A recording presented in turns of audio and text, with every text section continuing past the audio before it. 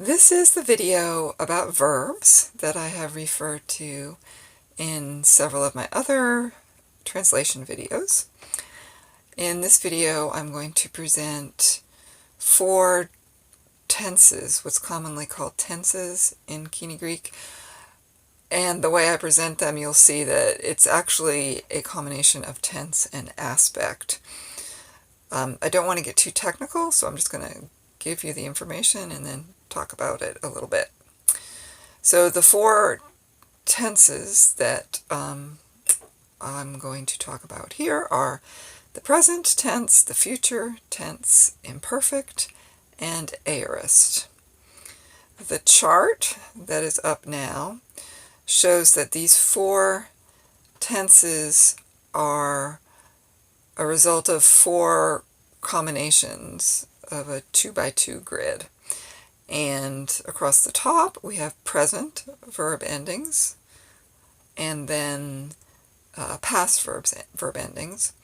And down the side we have 2 different aspects or quality of the time. So this is where the confusion kind of comes in when people start to talk about aspect in Koine and I guess in language in general. It's not terribly confusing, I don't think, but it ends up being when you try and talk about it. At any rate, aspect refers to the quality, not the time at which the action takes place, but the quality, the type of action that it is. So I'm going to use terms that are used for modern Greek, but they also apply in Koine Greek. And these terms are open and closed. So an open quality of action is basically continuous and ongoing. In English, we have this represented by, I'll just give you a couple of examples. I am eating. So as opposed to I ate, or I was eating as opposed to I ate. So I was eating is kind of indicates some kind of a continuity of time, it's ongoing, and I ate is a closed action. And the equivalents here are not exactly the same in Koine, and I'll just be talking about that more in the translation. So we've got open, so we have an open verb stem, and then we also have a closed verb stem, closed with regard to aspect, which means that it's a completed or a bounded period of time.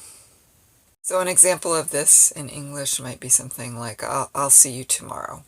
So, and that would contrast, that's closed. It's I'll see you, it's kind of like a discrete amount of time, as opposed to maybe I'll be seeing you. Again, it is kind of hard to talk about. Anyway, so in Greek, there are 2 verbs have an open stem and a closed stem.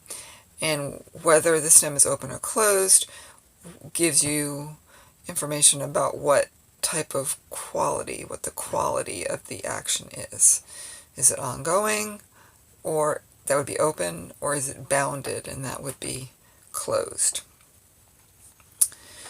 So if you take the open stem and you put the present endings on the verb, you get the present tense. If you take the open stem and you put the past endings on the verb, you get the imperfect. And then if you take the closed stem and put the present ending on it, you get the future tense. And if you take the closed stem and put the past endings on there, you get the aorist or past tense, kind of like a simple past tense. As far as the verb endings go, we have already seen some of the present verb endings and also some of the past verb endings. Some of the present verb endings are for I, the ending is omega. For you, the ending is is. And for he, she, or it, the ending is e. And again, that would be, for example, a verb such as lego, I say. And just remember that that ending gives you the person, the subject of the action. We don't need a separate word for I. So the omega is giving you the information I, and its present ending. Some of the past endings we have seen are for he, the ending n, and for they, the ending on. Words here were ipen, he said, and ipon, they said. There are actually two sets of past endings if you're talking about active indicative verbs, which we are. And the n and on that we just talked about are part of the second set. I'm not going to give you all the endings. I think it's too much. We'll just see those as they come up. But know that these are some of the examples of the types of endings.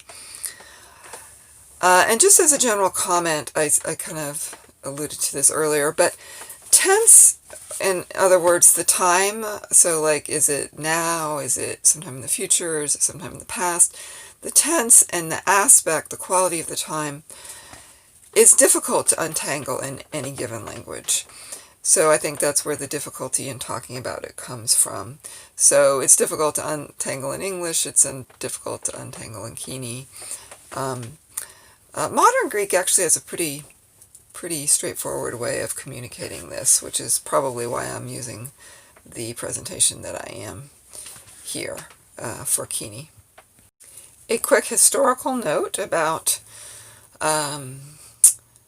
verbs and the presentation of aspect in verbs, and that is that Koine was actually on its way already into the modern Greek system of presenting aspect. And the modern Greek system of presenting aspect is a little bit more flexible. It allows for presentation of different aspects in the future, for example, as well as in the past. Koine does not do that. And this information that I just gave you about the historical perspective comes from a book by Horrocks, and it's called Greek, A History of the Language and Its Speakers. So there are patterns for forming closed stems out of open stems, and I'm going to give you one of the very common patterns, and that is to take the open stem and to either add an S or change a final consonant of the stem into an S sound or a sigma. And I'm just going to give you some examples so you can see that pattern in action. The first example is the verb vlepo, which means I see. And so vlepo is the present. If you take the open stem there, vlep, and add the past endings, you would get the imperfect tense. And I didn't mention before, but the other thing that Koine Greek does in addition to that different ending, in the past, if it's one of the past tenses, either the imperfect or the aorist, it also adds a little augment at the beginning of the stem. So the imperfect takes that open stem vlep, adds the ending on, if you're talking about the first person, and then an augment at the beginning. So we get evlepon. Evlepon means I was seeing. And then the closed stem, and this is the pattern part, you take vlep and add sigma, so you get vleps.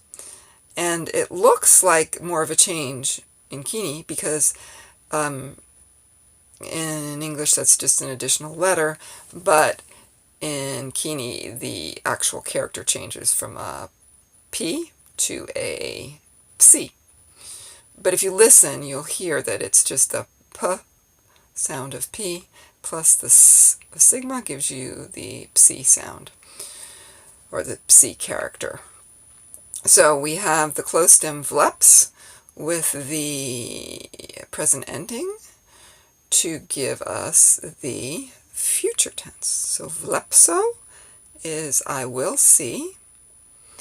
And then the final tense here, the aorist, takes the closed stem with the past ending and then the augment on the front of the stem to give you evlepsa, and that is I saw.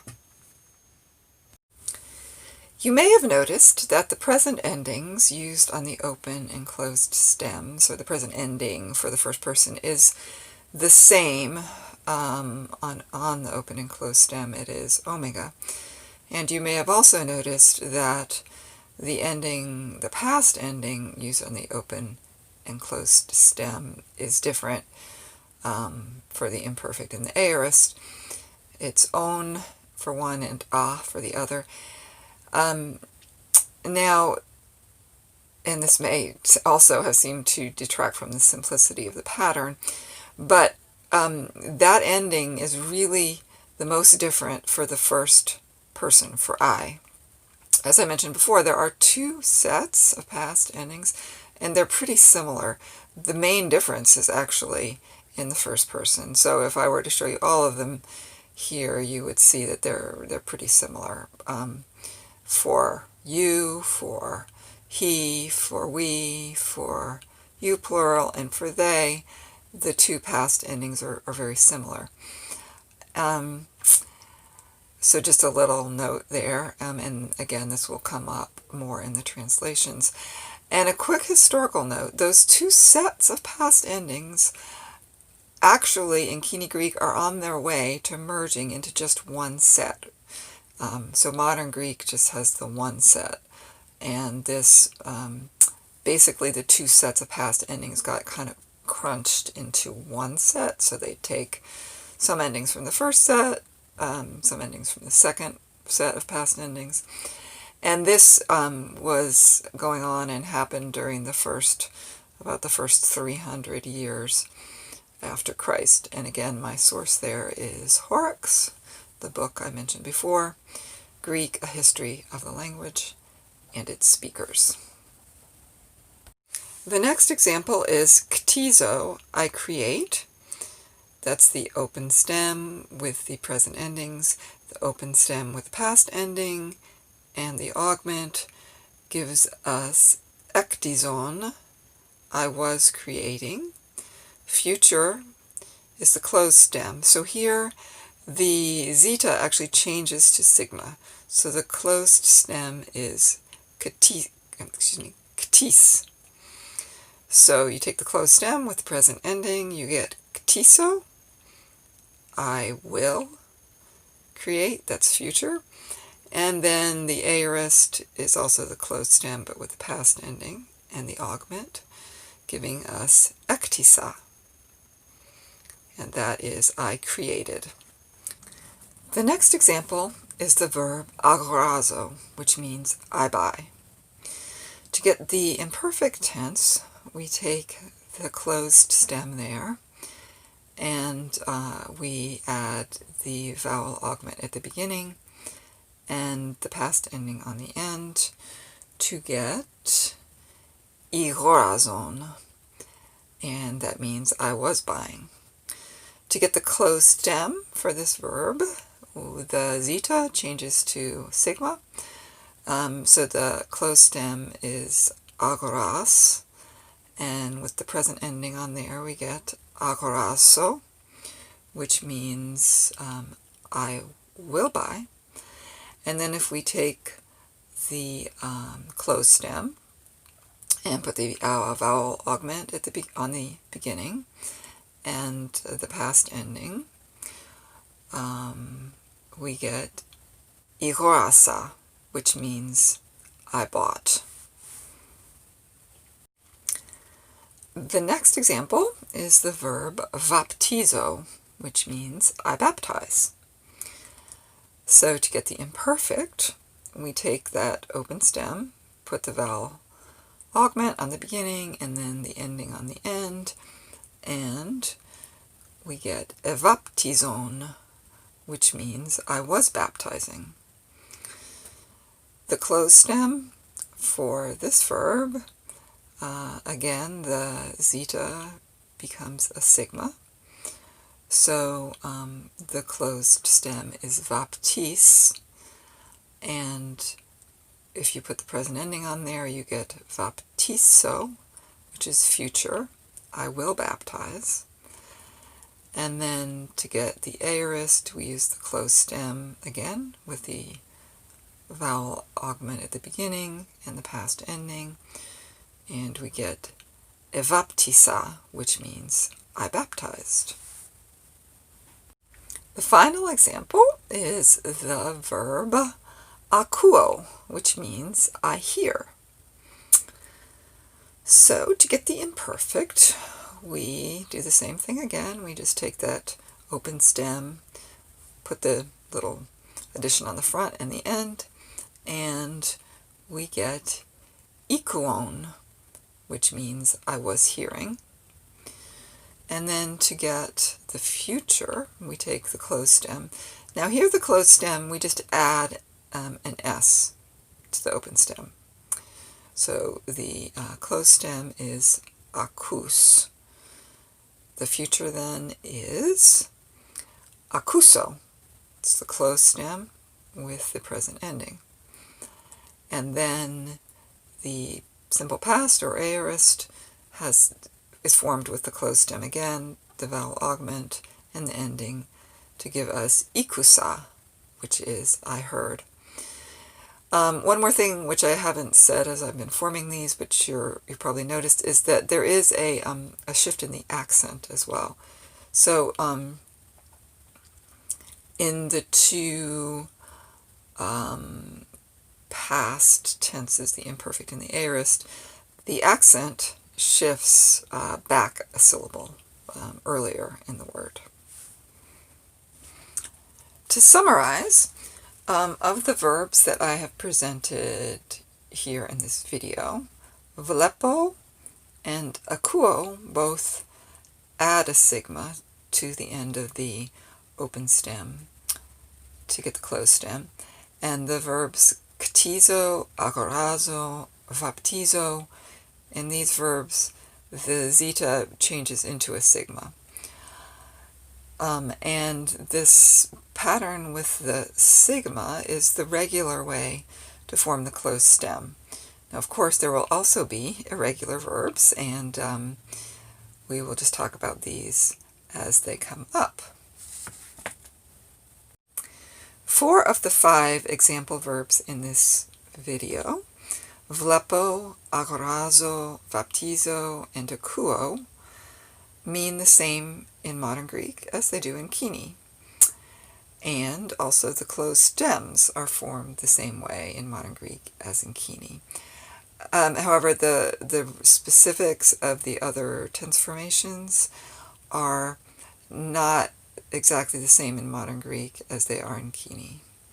That is the end of this video on the formation of verb tenses in Koine Greek.